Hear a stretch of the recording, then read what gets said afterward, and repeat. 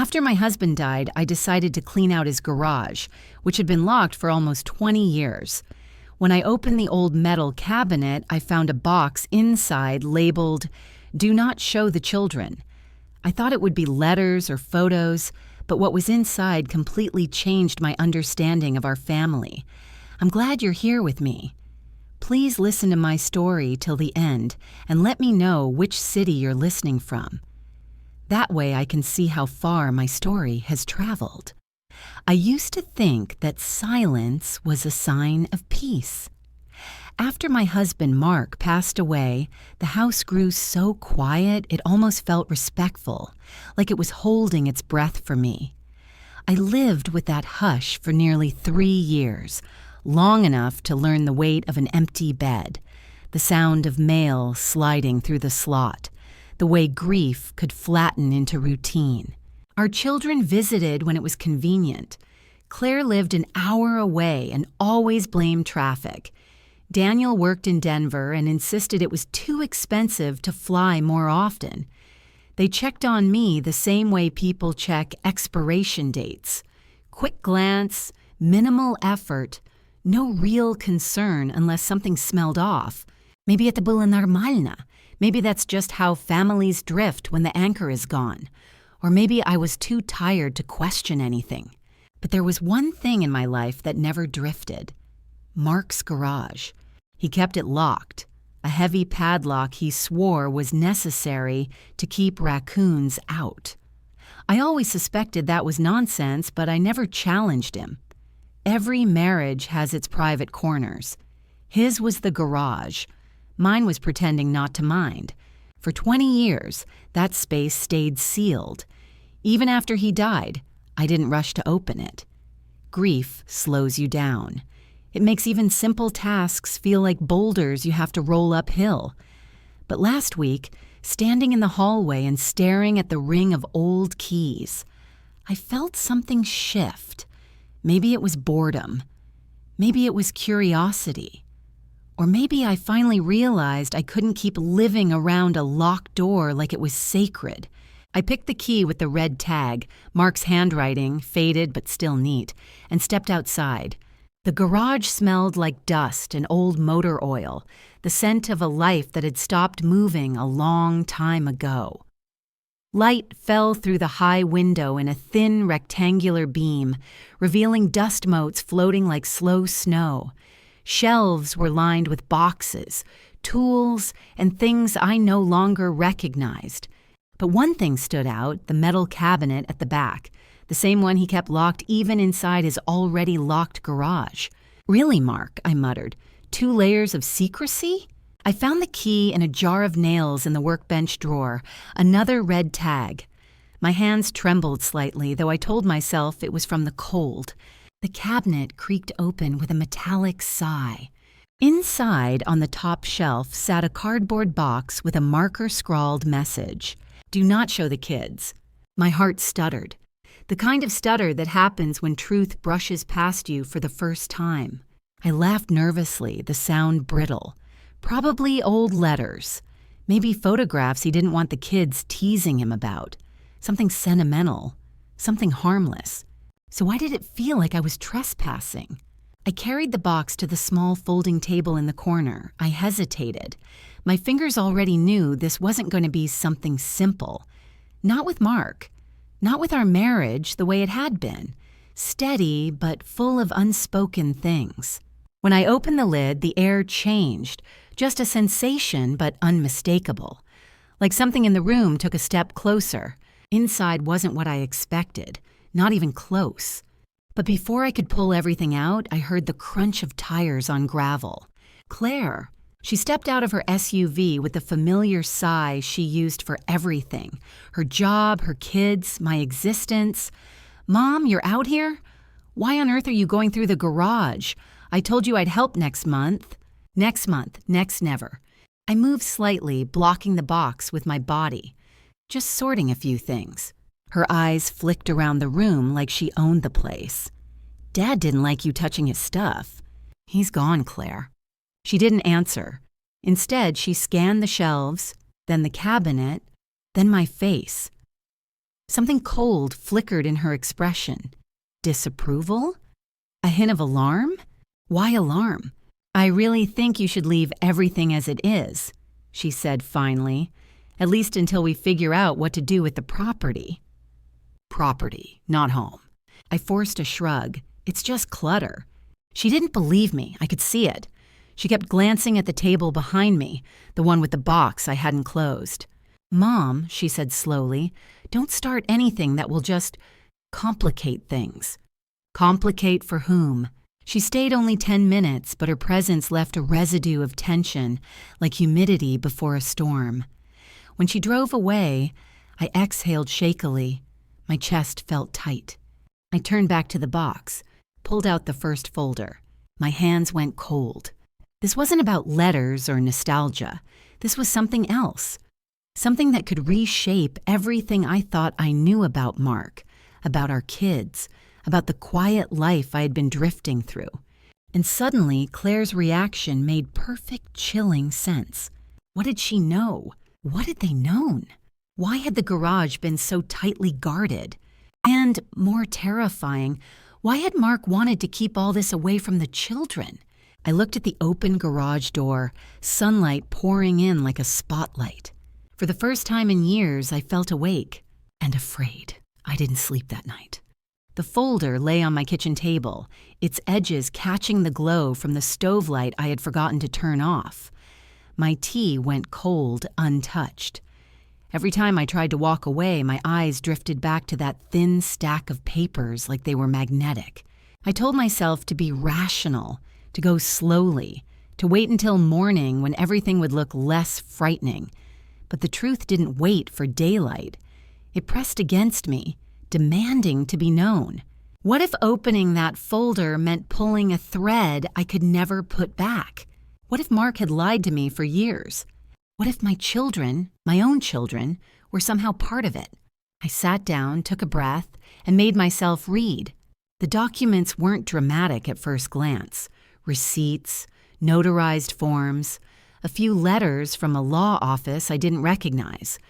But as I pieced them together, the shape of it began to emerge, and with it, a sinking dread. Money! Missing money. Not a little, not a misunderstanding, not an accounting error. Significant transfers from an account I didn't even know existed. And the dates. My God, the dates. They lined up too neatly with the years when Claire and Daniel both had their rough patches. Claire's divorce, Daniel's failed startup. The times they'd come crying to us, begging for help we told them we couldn't afford. Except, apparently Mark had found a way. Without telling me. Without telling them, either, judging from the notes he left. I pressed my palms to my eyes. My breath came shallow. So this was why he locked the garage. Why he hid the box.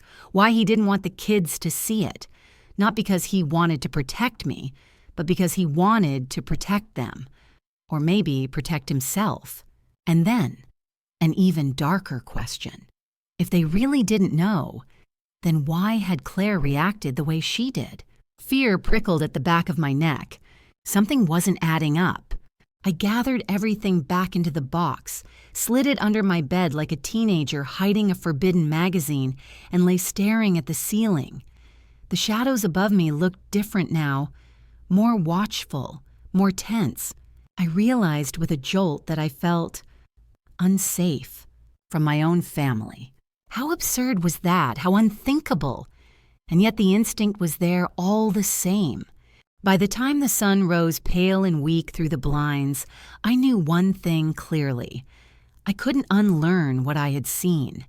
Couldn't go back to pretending that Mark's secrets ended in that garage. Truth has a temperature, and this one felt cold enough to numb. The next morning I made a list. I didn't intend to. My hand just moved on its own, like it had done this before. What I know, what I don't know, what I need to find out. My handwriting looked smaller than usual, tight and compact. Fear does that. Under what I know, I wrote, unexplained financial transfers, secret account, legal correspondence, unknown attorney, Mark concealed from children, Claire's strange reaction yesterday. Under what I don't know, the list was longer. Oh, why did Mark hide this? Did the children know? How much money is involved? Are there legal consequences for me? Who else is connected to this? And under what I need to find out, I paused. The pen hovered. This was the dangerous part, the part where a widow turns into a woman with a mission. Finally, I wrote, verify documents, identify attorney, check accounts, make copies, seek confidential legal advice. The list made my heartbeat settle a little. Plans do that. They give fear a place to sit. But even with a plan, the sense of danger didn't leave me. If anything, it intensified. At 10 in the morning, Daniel called. He never called on weekdays. Hey, Mom, he said too brightly. Claire told me you were messing around in the garage yesterday. Messing around. She must have misunderstood, I lied. Well, he said, hesitating just enough to be noticeable. Don't overwork yourself, okay? We don't need you getting hurt out there. Out there? Out where he didn't even live? Daniel, I said slowly, why are you so concerned? A pause. Then, a little too quickly, just checking in. I almost asked him about the account, about the transfers. But something, instinct or maybe simple self-preservation, stopped me. If he knew nothing, I'd scare him. If he knew something, I'd alert him. Either way, I wasn't ready. After we hung up, I stared at my quiet kitchen. The refrigerator hummed, the clock ticked, and in that soft, ordinary morning noise, it hit me. I had just crossed a threshold. My children were worried, not about my health, not about my grief, but about what I might find. And the more they hovered, the more determined I became. That afternoon, I drove into town, my palms damp on the steering wheel. I told myself I was running errands, just like any normal Wednesday. But the folder sat on the passenger seat, tucked inside a plain tote bag, its weight impossible to ignore. My plan was simple. Copy everything. Secure the originals in a bank deposit box. Find out who the attorney was. Ask questions quietly. Nothing dramatic, nothing reckless, just survival by information. But even the simplest steps felt monumental. At the copy shop, I kept glancing toward the windows, half expecting to see Claire's SUV pull up. The clerk asked if I needed help, and I startled so visibly he took a step back. When I paid, my hands shook. After that, I went to the bank. The manager recognized me. Small town, familiar faces, and offered condolences again. I nodded, pretending grief was the reason for my trembling. If only it were that simple. The deposit box clicked shut with a finality that made my spine straighten. A small victory. My first. Back in my car, I exhaled deeply. I was still scared, but it was a different kind now. Sharper, motivating. I had the copies. I had a plan. I had momentum. Now I just needed answers. Only one place to start. The attorney whose name appeared in several letters in the box. I didn't recognize the firm, but a quick online search pulled up an address in Boulder. Far enough to feel deliberate, close enough for Mark to have gone without telling me. Why Boulder? Why this lawyer? What had they helped him hide? I didn't know yet, but I would. Because once truth cracks open, even a little, it doesn't stop. And neither would I. I drove to Boulder the next morning. I didn't tell anyone. Not Claire, not Daniel, not even my neighbor, who normally heard about every grocery run simply because she was always outside watering her azaleas. I left a note on the kitchen counter that simply said, "Back this afternoon." No specifics, no trail. The highway was nearly empty at that hour, and the mountains looked washed clean by the pale November light. It should have calmed me. Instead, I felt something gather in my chest, a tension that sharpened my focus, like I was preparing for something I couldn't yet name. The law office was in a 2-story brick building near the university. Not sleek, not corporate, more like the kind of place people went when they needed quiet help. The sign read, Birch and Myers, LLP Family and Estates. I felt a twinge of unease. Family and estates. That meant they dealt with situations like mine and Mark's. Inside, the waiting room was warm, beige, unthreatening. The kind of space designed to lower blood pressure. But my heartbeat didn't budge.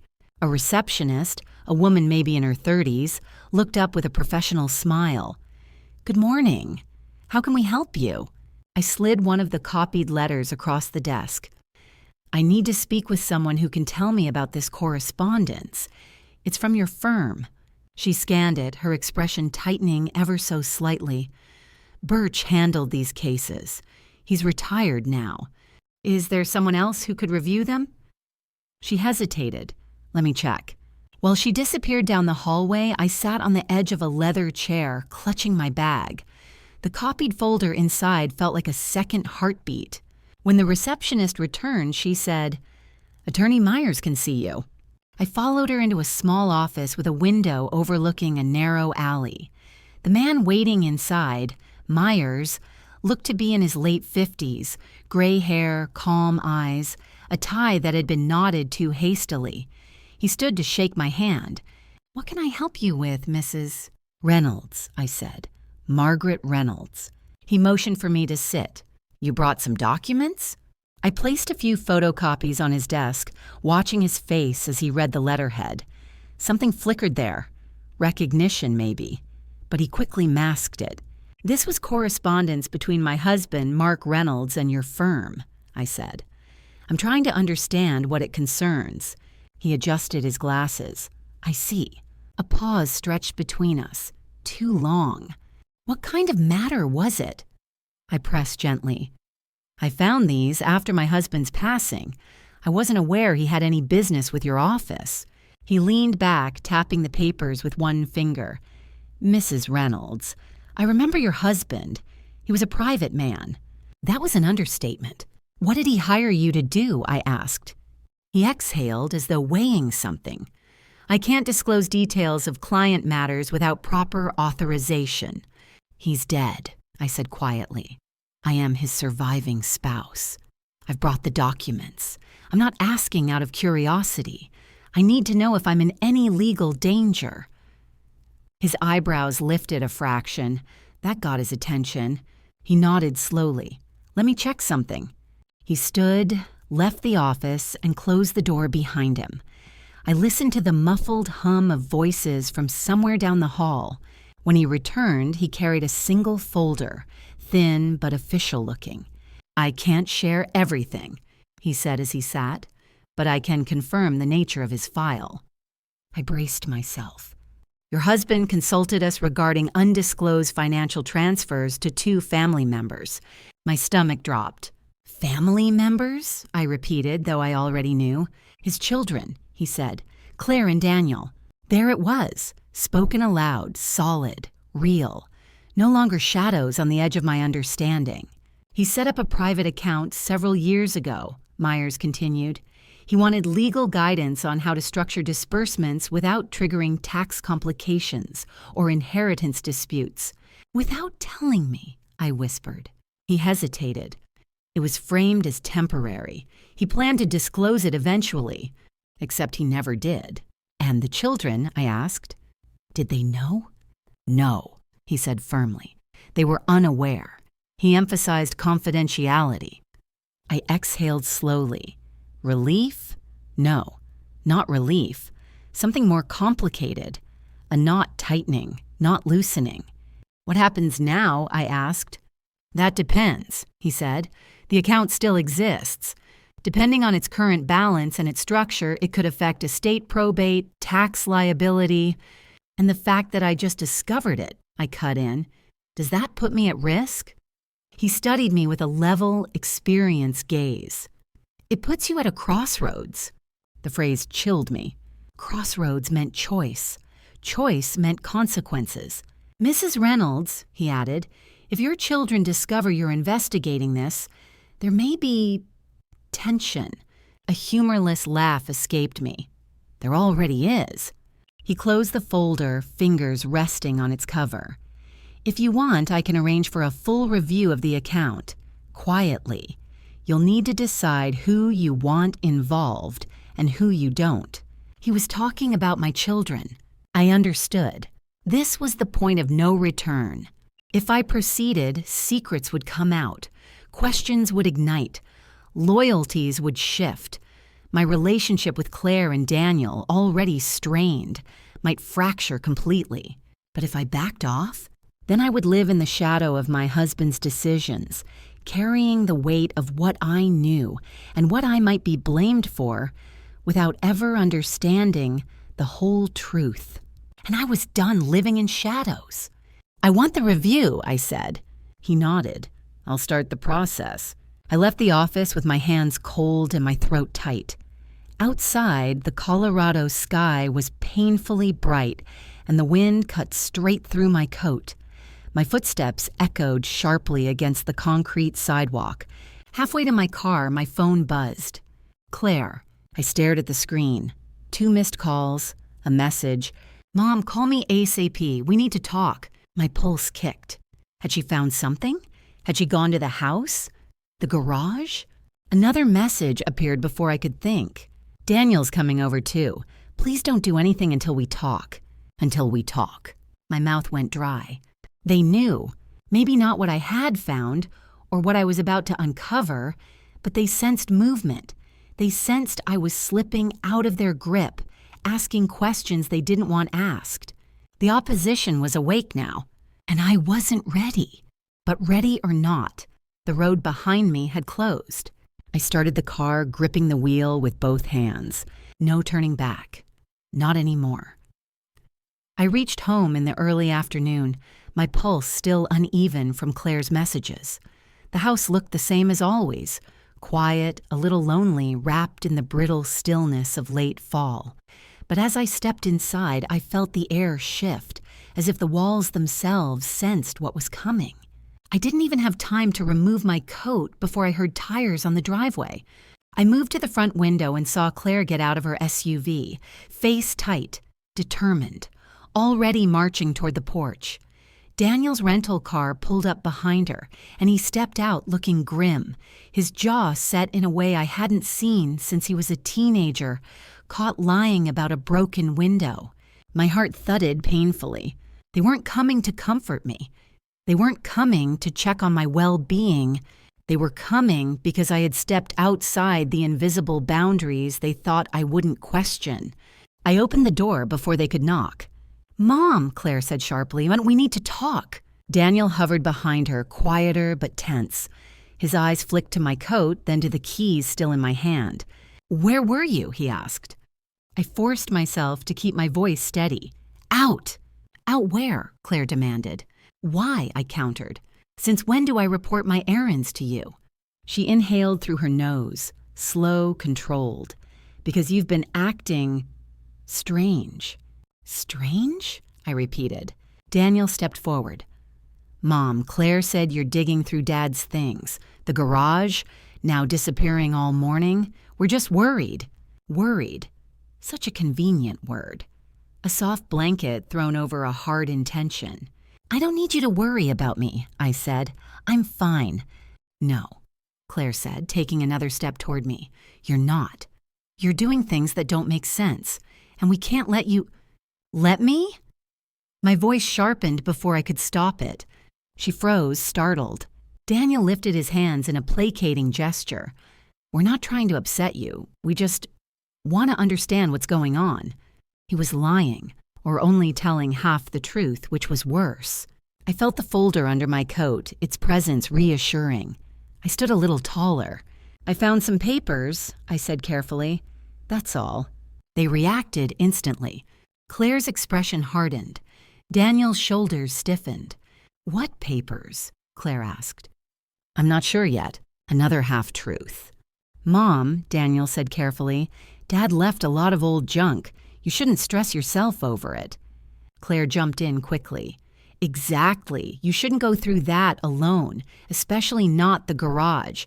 You know Dad didn't want anyone touching his secrets. My chest tightened. Mom, Claire said, lowering her voice, as if she were about to deliver bad news. "We really think you should let us handle it." Handle it, control it, hide it. "No," I said. It surprised even me. The word was small but final, like the click of a lock. Claire blinked. "No?" "I said no," I repeated, steadier this time. "I'm capable of sorting through my own house." They exchanged a look, a silent conversation passing between them like a signal. It wasn't just concern, it was strategy. Daniel tried a gentler tone. "Mom, we're trying to help. You're overwhelmed. Dad's death, the estate. Your father died 3 years ago," I said quietly. "What exactly are you afraid I'm going to find?" Claire's eyes flashed. "Anger? Fear? Both." "Nothing," she said too quickly. "There's nothing to find."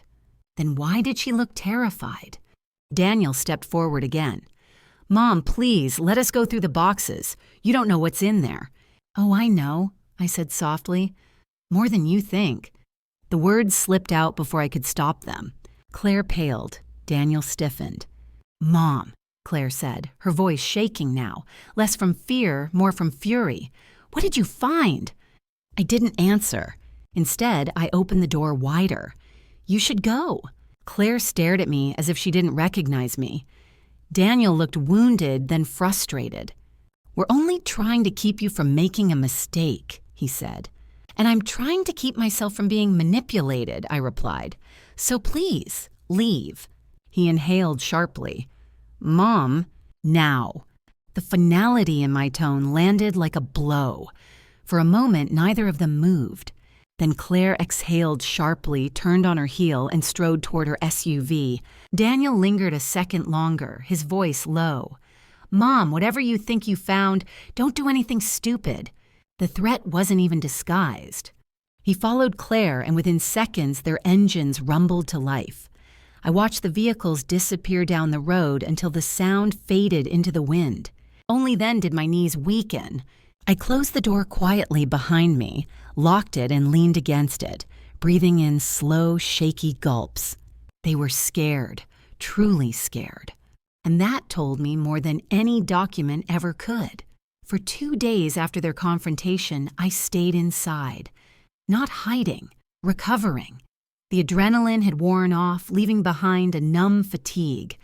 I slept in odd stretches, walked the house at night, reread my notes, drank too much tea, and sat staring out the window without realizing hours had passed. The rest was necessary. A wound you can't see still needs time to close. I used the quiet days to solidify my plan. Say, Myers would review the account. I would keep all originals secured at the bank. I would not discuss anything with Claire or Daniel. And I would maintain the appearance of routine. The last part was the hardest, pretending nothing had shifted when everything had. On the 3rd morning, I finally felt the fog lifting. I showered, dressed, tied my hair back, and stepped outside with a steadier breath. The air was crisp, smelling faintly of pine. For a moment, I allowed myself a rare feeling. Calm resolve. They had pushed, they had threatened, they had tried to corner me. But I was still here, still moving, still thinking. They hadn't stopped me. They'd only confirmed I was on the right path. Now that the rest was over, the real work could begin. For the next 2 days, the house stayed strangely quiet. Claire didn't call. Daniel didn't text. No SUVs appeared uninvited in my driveway. No vague, patronizing check-ins. Nothing. If anything, the silence felt deliberate. An observation period. A quiet circling, like predators who had rushed too quickly and were now pulling back to reassess. I kept to my routine on purpose. Morning coffee, a walk around the block, sweeping the kitchen, sorting mail at the dining table. I moved through my house as if the world were normal, because pretending kept my mind clear. Inside, though, I remained alert. That was the irony. I had never felt more awake. Around noon on the 2nd day, my phone buzzed. A message from Claire. "Can we talk? Calmly. No pressure, just lunch. My treat." I stared at the text, feeling the familiar tightening in my chest. The tone was gentle, far gentler than usual, softened, sweetened, worked over. They were switching tactics. 10 minutes later, Daniel's text arrived. "Hey, Mom, I think we all said things we didn't mean. Let's reset. Dinner tonight? We can come to you. No arguments, promise." A coordinated attempt. 2 invitations, 2 apologies, 2 open palms covering fists. If I hadn't seen the documents, if I hadn't felt the sudden spike of fear in their voices when I mentioned the papers, I might have believed their concern. I might have accepted the invitations.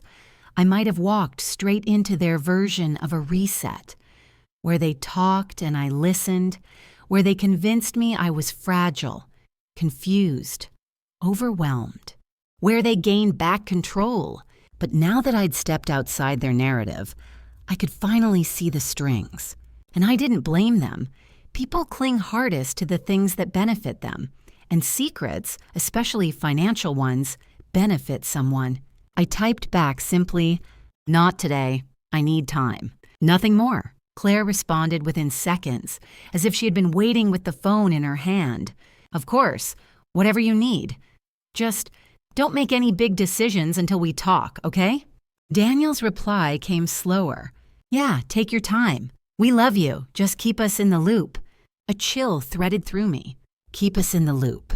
Meaning, don't act without us. Don't move without us. Don't think without us knowing. I placed the phone face down on the table. For the rest of the day, I felt them in the air like a pressure system building offshore. Silent and visible, preparing its next move. The next morning, I drove to the library, not because I needed more information, but because the house felt too small, too watched. I needed a neutral space, walls that didn't hold echoes of my children's voices or Mark's long-buried secrets. The library was warm, filled with quiet movement, pages turning, printers clicking, the gentle murmur of 2 college students arguing over a group project. Perched near the window with a stack of estate law books beside me, I almost felt like myself again. I didn't read much. My mind wasn't ready for more details, more hypotheticals, more consequences. I needed grounding, not data. "Margaret, is that you?" I looked up. It was Evelyn, my neighbor from 3 houses down. Early 70s, soft-spoken, always wearing a cardigan no matter the season. Her smile was small but sincere. I hadn't realized how desperately I needed sincerity until I saw it. "I thought that was you," she said, settling into the chair across from me. "Haven't seen you out much lately. Everything all right?" Something inside me softened, not enough to spill everything, but just enough to feel the weight of being human again. "I've been dealing with some things," I said carefully. Her eyes warmed with understanding. "I know how that is. After Harold passed, it felt like my whole life turned into paperwork and questions. And my kids, God bless them, they tried to run the show." A weak laugh escaped me. "That sounds familiar." She leaned forward slightly. "You know you're not alone, right? Whatever's happening, you're not the first widow whose family suddenly gets very interested in her decisions." I exhaled slowly. "It's not just that." She waited, patient, kind, a presence without pressure. I didn't tell her everything, just enough to ease the knot around my lungs. "I found something of Mark's," I said quietly, "something important. And now, I think Claire and Daniel are worried, or angry, or both. They want to talk, but I'm not ready." Evelyn nodded knowingly. "Honey, sometimes not ready is the wisest thing in the world." Her voice, steady, uncomplicated, was exactly what I needed. Not advice, not judgment, just a reminder that my fears weren't imaginary. "Whatever you found," she said, "make sure you protect yourself first. People change when money's involved, even good people." The words landed with a clarity that made my eyes sting. I nodded. "I'm trying." "Well," she said, patting my hand gently. "If you ever need an extra pair of eyes or ears, you can sit on my porch any time. Nobody needs to carry everything alone." A warmth spread through me, a feeling I hadn't experienced since Mark's death. Support. Small and quiet, but real. We talked for another 10 minutes, mostly about harmless things. The cold snap, her stubborn hydrangeas, the new librarian who shelved fiction alphabetically by author's middle name. We shared a snort over that. When I finally stood to leave, I felt steadier, more anchored, more human. It was a subtle shift, but important. I wasn't alone in the world, and I wasn't imagining the danger. That afternoon, I received no calls, no messages, no guilt-laced invitations. The kids were waiting, watching, planning their next move. Let them, I thought, because something had changed inside me after talking to Evelyn, a cool, controlled clarity. I wasn't just reacting anymore.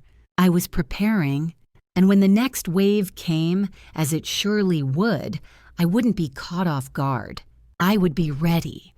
2 days passed uneventfully, which made me more nervous than any confrontation could have. Claire and Daniel were not the type to stay silent unless silence served a purpose. I could feel them, like a storm sitting just beyond the horizon, gathering energy. The calm ended on a Saturday morning. I had barely finished my first cup of coffee when a knock sounded at the door. Not the hesitant tap of a neighbor, not the hurried rhythm of a delivery driver. 3 firm, deliberate knocks. I froze. I didn't need to look through the peephole to know who it was.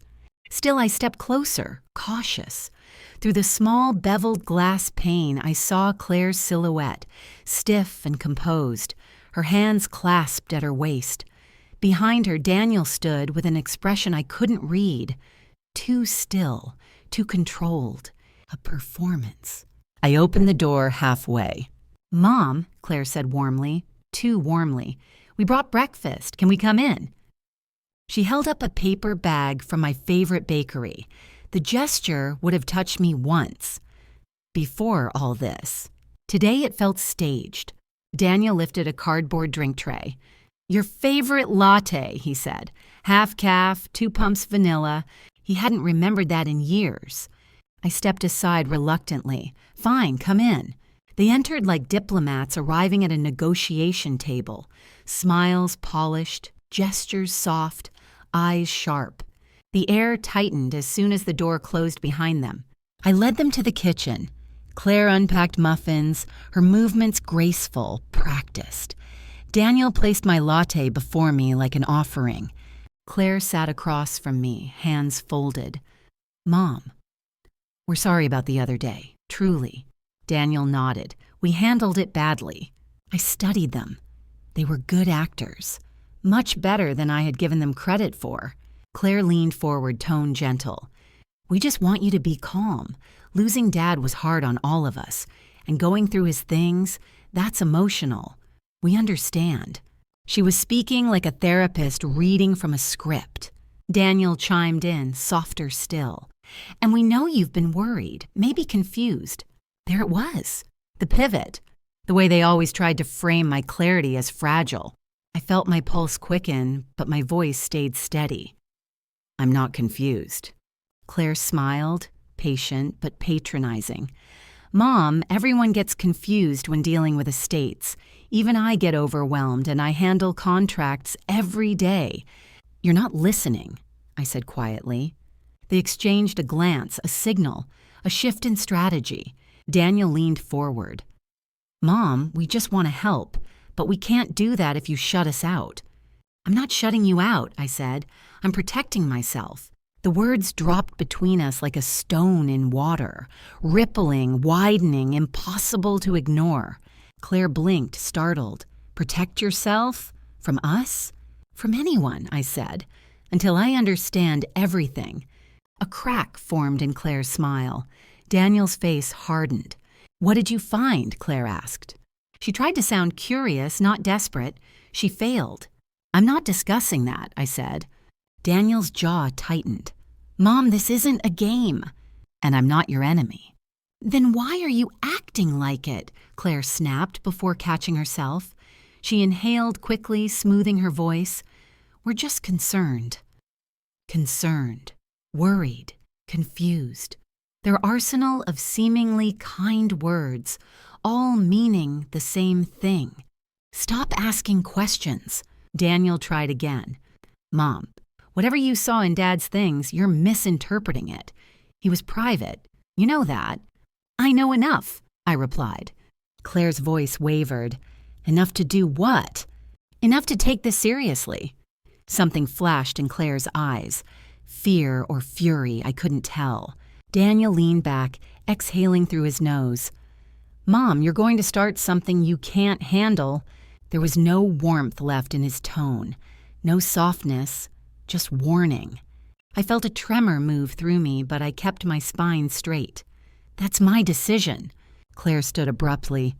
Mom, please stop. Just tell us what you found. We can explain. No, I said firmly. I don't need explanations. You don't trust us? Claire's voice cracked. I trust you to protect yourselves, I said, which is exactly what you're doing. Something inside them broke then, subtle but unmistakable. The masks slipped. Claire's face twisted, her words spilling out sharp and unfiltered. You're making this harder than it needs to be. Daniel rose slowly, his tone low and edged.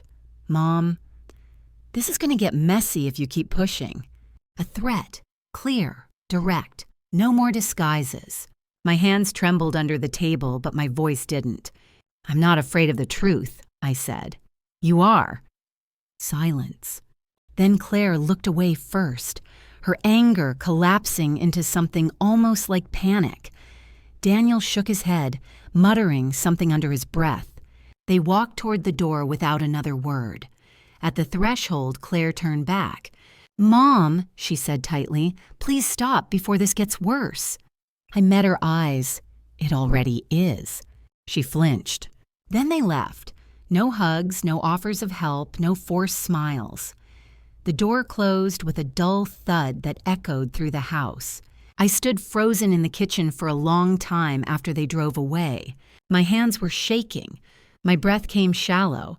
The fear was real, so real I had to lean on the counter to steady myself.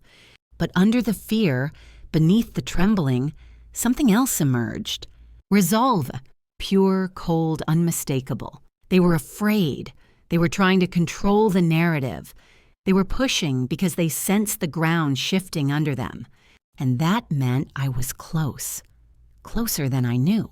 I exhaled shakily and whispered into the empty kitchen. I won't back down.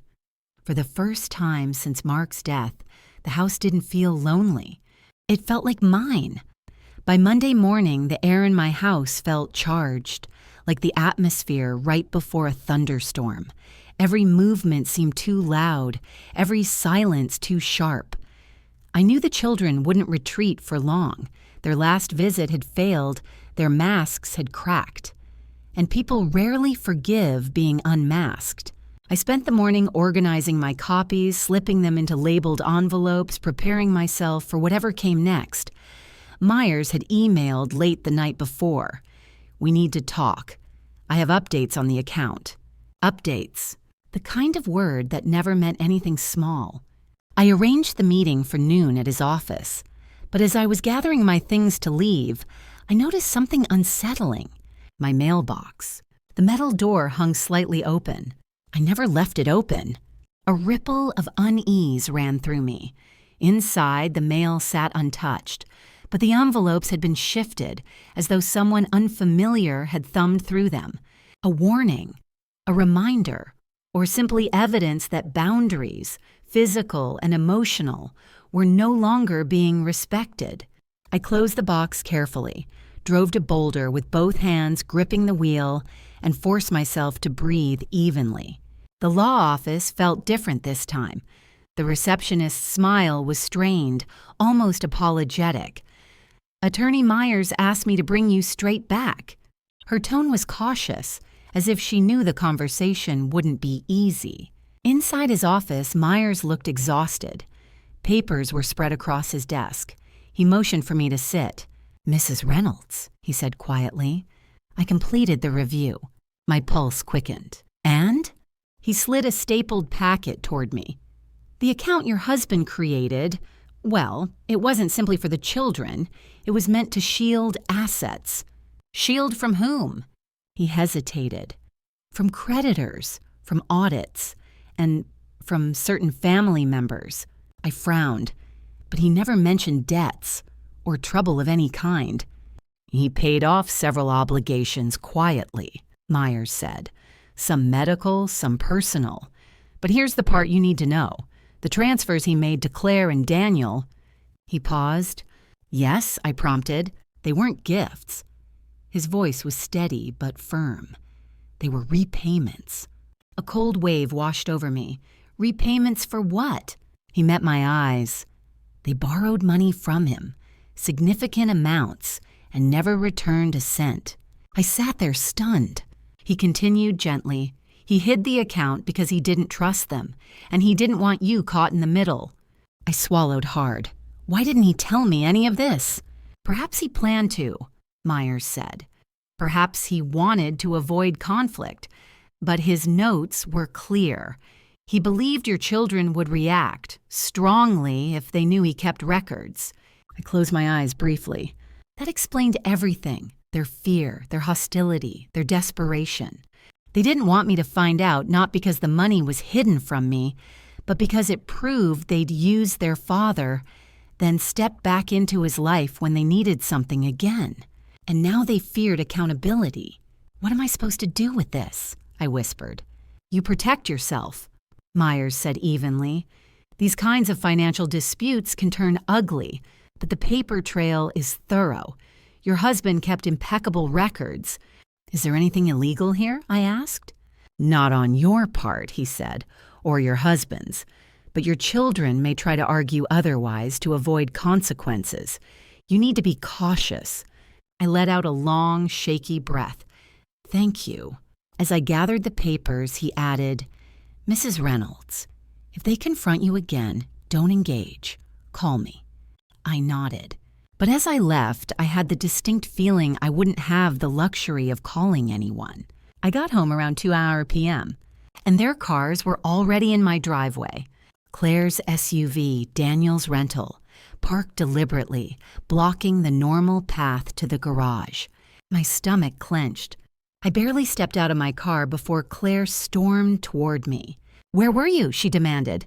Daniel followed, quieter but no less intense. "We tried calling. You didn't answer." "I was out," I said calmly. Claire's eyes narrowed. "At a lawyer's office." The words hit like a slap. "How do you know where I was?" I asked. "Doesn't matter," she snapped. "What matters is you're causing unnecessary problems." "I'm seeking clarity," I said. "That's all." "You don't need clarity," she said sharply. "You need to stop." Daniel stepped closer. "Mom, this is getting out of hand. Whatever files you found, you're not understanding them." "I understand them perfectly." Claire's face twisted. "You think Dad was some kind of saint? You think he didn't screw things up? You think he didn't hide things from all of us?" She was unraveling. The controlled facade had evaporated. Daniel grabbed her arm. "Claire, stop." But she was past stopping. "Fine," she spat at me. "You want the truth? You think you're ready for it?" My heartbeat thundered. "We borrowed from him because we had no choice," she continued. "But he promised. It wouldn't be held against us. He said it wasn't a loan. He said he'd help us start fresh." "That's not what the documents say," I replied quietly. Her eyes widened, a flash of fear, then rage. "Documents? Mom, for God's sake, Dad lied. He didn't keep records. He didn't track anything." "He did," I said. "Every dollar." Daniel's face went pale. Claire shook her head. No, that's impossible. There's no way he'd—" She cut herself off, breathing hard. Daniel turned to me, voice trembling with anger barely contained. "Mom, give us the papers, now." "No." His jaw clenched. "This is going to destroy our family." I met his gaze steadily. "Lies already did that." The word stunned him into silence. For the first time in years, I wasn't the one shrinking, softening, smoothing over the rough edges. I wasn't apologizing for wanting truth. I was facing them head on. "Get off my property," I said. Claire stared at me as if trying to memorize the face of her new enemy. Daniel swallowed hard. "You're making a mistake." "No," I said, "I'm correcting one." They didn't move at first. Then Claire suddenly swiped her arm across the hood of her SUV in frustration, sending dust flying. "Fine," she said hoarsely. "But this isn't over." "I know," I replied, "and I'm ready." They left without another word, peeling out of the driveway, gravel spitting under their tires. I stood alone in the cold afternoon air, holding the packet from Myers against my chest like a shield. My hands were trembling, but my voice, my decisions were not. This was the turning point, the moment we crossed from tension into open conflict. No more subtle manipulations, no more feigned concern, no more pretending. The truth was out, and they couldn't stop it now. I didn't sleep that night. Not because of fear, though fear still hummed somewhere deep beneath my ribs, but because clarity had finally settled over me, cold and sharp as winter air. The confrontation in the driveway had done something irreversible. The masks were off, the lines drawn, and I understood, maybe for the first time in years, that I had one last step to take, to protect myself, to finish what Mark had started, to close the door on chaos. By morning, the decision was made. I gathered every document, every copy, every page of my notes. I put them into a large zippered binder, organized, labeled, undeniable. Then I called Myers. His voice answered on the second ring. "Mrs. Reynolds?" "I'm ready," I said. "For what?" "For whatever comes next." There was a pause, then, "I'll prepare the filings." The next few days unfolded with a grim kind of efficiency. Myers drafted an affidavit summarizing what Mark had documented: dates, amounts, signatures. He prepared a formal request to the probate court to amend the estate records, bringing the hidden account into legal visibility. He also drafted a notice, one that made my chest tighten when he handed it to me: request for repayment acknowledgement from beneficiaries. A polite, factual document stating that Claire and Daniel had received substantial funds as loans, not gifts, and that the estate required their acknowledgement of those facts to finalize probate. Not a demand, not an accusation, just the truth, presented formally and without emotion. Once they receive this, Myers said, they'll understand the situation is now in the open. There's no room for manipulation. Everything is documented. I nodded. "Send it." He did. And within 24 hours, all hell broke loose. The first call came from Daniel. He didn't bother with greetings. "What the hell did you do?" he hissed into the phone. I kept my voice even. I made the information official. "You're trying to embarrass us, to humiliate us in court." "I'm trying to finalize the estate properly," I said. "It's what your father intended, and what the law requires." "You could have talked to us," he said, voice cracking between rage and disbelief. "I tried. You threatened me." Silence. Then he hung up. 1 hour later, Claire called. She didn't start with anger. She started with tears. "Mom, why would you do this?" she sobbed. "Why would you go this far?" "Because you left me no choice." "You're ruining everything." "No," I said quietly. "I'm refusing to let lies ruin everything." Her breath hitched. "People will find out. Do you understand that?" "People already know," I said. "Myers, the court, the record is clear." Her voice hardened like cooling steel. "You're going to regret this." "No," I said. "I'm finally doing something I won't regret." She slammed the phone down. I sat on the couch afterward, feeling the echo of the conversation reverberate through the room. But instead of guilt or dread, a strange calm settled over me. The truth was out. They couldn't hide from it anymore. and I no longer had to hide from them. 2 days later, Myers called. "They responded," he said, and I could hear the exhaustion in his voice. Or rather, their attorney responded. My stomach tightened. What did he say? That they dispute some details. But, he added, voice shifting, they are not contesting the account's existence. I let out a breath I hadn't realized I was holding. "They're backing down," I said softly. "They're cornered," he corrected. "The records your husband kept were thorough, and the attorney, well, I suspect he told them exactly how damaging a public dispute could be." "How damaging?" I asked. "For them?" Myers paused. "Irreversibly." I closed my eyes. "Good." He continued, "They've agreed to sign the acknowledgement. No litigation, no contest. They want the matter closed quietly." Quietly, of course. They didn't care about truth, only reputation, only consequences. But those consequences were no longer mine to protect them from. "What happens now?" I asked. "Now," he said, "you win." The acknowledgments arrived 2 days later via courier. I opened Claire's first. Her signature was rigid, angry, the loops of her letters sharp enough to cut. Below it, the statement, "I acknowledge receipt of funds from my father, Mark Reynolds, recorded as loans and estate filings." The truth in black ink. Daniel's was similar, stiff, begrudging, forced, but final. I held both pages in my hands and felt an emotion I hadn't expected. Not triumph, not relief, something quieter, freedom. For years, I'd lived in the shadow of a family dynamic that drained me, quietly, subtly, relentlessly. Their needs came first, their comfort, their narratives. Even in grief, I had whispered around their boundaries, softened my feelings to preserve theirs, carried the weight of their expectations without asking for truth in return. But this act of finishing what Mark began, finally lifted that weight. I had chosen myself, and truth had chosen me back. That evening, as the sun dipped behind the trees and the house glowed with soft amber light, my phone buzzed. A single text from Claire. "We won't forget this." I stared at it for a long moment. Then slowly, deliberately, I deleted it. Not out of spite, out of self-preservation. I heard Mark's voice in my memory.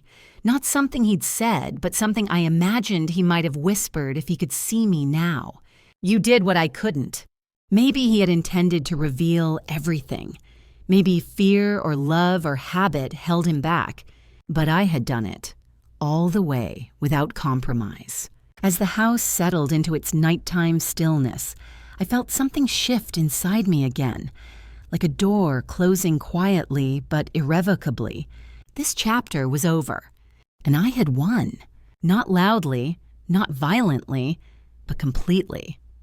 Winter arrived early that year. The air smelled of frost and wood smoke, and the evenings stretched long and quiet. But for the first time since Mark's death, the quiet didn't feel suffocating. It felt earned, like calm after a long storm. My house didn't feel hostile or haunted anymore.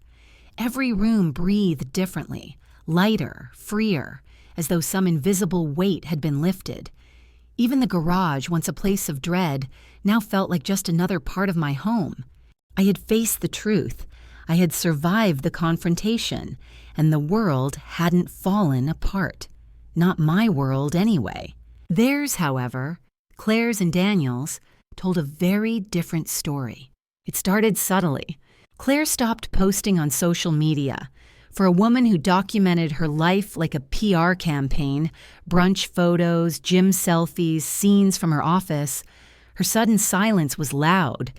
Then the neighborhood whispers reached me from Evelyn during our shared walks. "Your daughter looks troubled," she said softly one morning, adjusting her scarf against the wind. "I saw her in town yesterday. She looked thinner, tired." I didn't respond. Not out of cruelty, out of clarity. Consequences don't always roar. Sometimes they arrive quietly, settling into the spaces where certainty once lived.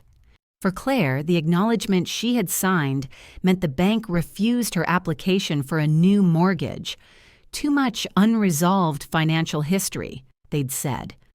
And her ex-husband, apparently thrilled to have ammunition, filed a motion to adjust their custody arrangement, citing long-standing financial instability. She sent me an email about it, a single line. "Hope you're happy." I didn't reply, not because I hated her, but because I finally understood. I wasn't responsible for the choices she had made and lied about for years. Daniel's fall was slower but steeper. He'd always been the one who tried, failed, reassured himself it wasn't his fault, and tried again. His startup dreams had burned through more money than he ever admitted, to Mark, to me, even to himself. The acknowledgement he signed became part of the estate record. His investors, already uneasy, pulled out when they learned about undisclosed debts tied to his name. His business partner filed for separation from the company. Then came the phone call. Not from Daniel. He wouldn't call me now unless cornered. From his girlfriend. "Margaret," she said timidly, "I'm sorry to bother you, but Daniel's in a rough place. He won't say it, but I think he needs help." My throat tightened. "Help with what?" "With accepting reality," she whispered. "He keeps saying none of this would have happened if you hadn't interfered. I think he's scared and ashamed." I closed my eyes. Shame is a difficult wound, sharp, infectious, often misdirected. "I hope he finds his footing," I said gently. And I meant it. But I wasn't going to lift him this time. I wasn't going to shoulder the guilt he wanted me to feel. Taking responsibility for the truth isn't the same as taking responsibility for someone else's collapse. We talked for a few more minutes, polite, somber, and when we hung up, I felt no triumph, no thrill, no vindication, only a quiet, measured peace. They were living the consequences of their actions, and I was finally living without theirs. Meanwhile, my own life, unexpectedly, began to grow around the empty spaces. I spent more mornings at the library where the librarian finally fixed the ridiculous shelving system. I volunteered twice a week at the community center, sorting winter coats and talking with widows who didn't yet know how to breathe without their husbands. I planted bulbs in the backyard before the ground froze, daffodils, hyacinths, tulips. A promise to myself that spring would bring something new. I even started attending a weekly art class in town. I wasn't good. My watercolors always looked like washed-out ghosts of what they were meant to be. But I loved the feel of the brush in my hand, the quiet chatter of women reinventing their lives one painting at a time. Evelyn kept me company on most days. We had coffee at her kitchen table, laughed at her irresistible belief that every problem could be solved with pie, and spent afternoons talking about things neither of us had said out loud in years. One cold evening, as we walked back from the town square, she said, "You're different now." "How so?" I asked. "You're taller," she said simply, "inside." Her words warmed me more than my scarf. One Saturday, as snow fell in lazy spirals, I finally returned to the garage. I opened the metal cabinet again, not to search for secrets, but to put things in order. I removed old tools, wiped down the shelves, folded the tarp Mark used to cover his workbench. And there, on the bottom shelf, was a box I'd overlooked. Small, wooden, hand-carved. Inside was a single object, Mark's old pocket knife, and beneath it, a note in his handwriting. I didn't tell you everything, but I trusted you to see clearly when the time came. For what it's worth, I always knew you'd do the right thing. M. My throat tightened. He had known. He had trusted me, not them, me. I ran my fingers over the ink, soft from age. I let myself cry.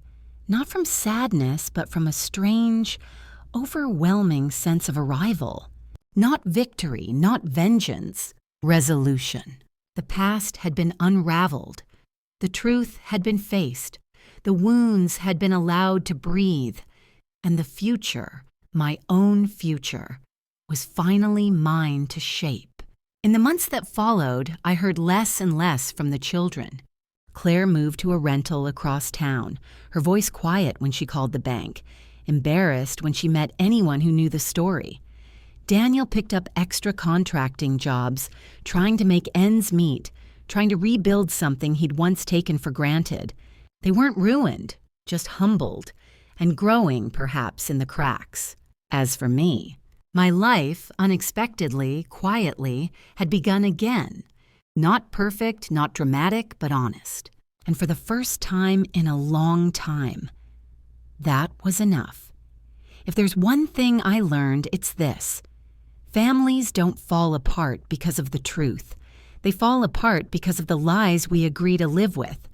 I chose the harder path, the lonelier one, but also the only one that led to peace. And now I'll ask you something, honestly, directly. What would you have done in my place? Would you have opened that box? Would you have followed the truth all the way down? Tell me in the comments. I read every one. And if you want more stories like this, real, raw, unsettling, stay with me. We're just getting started.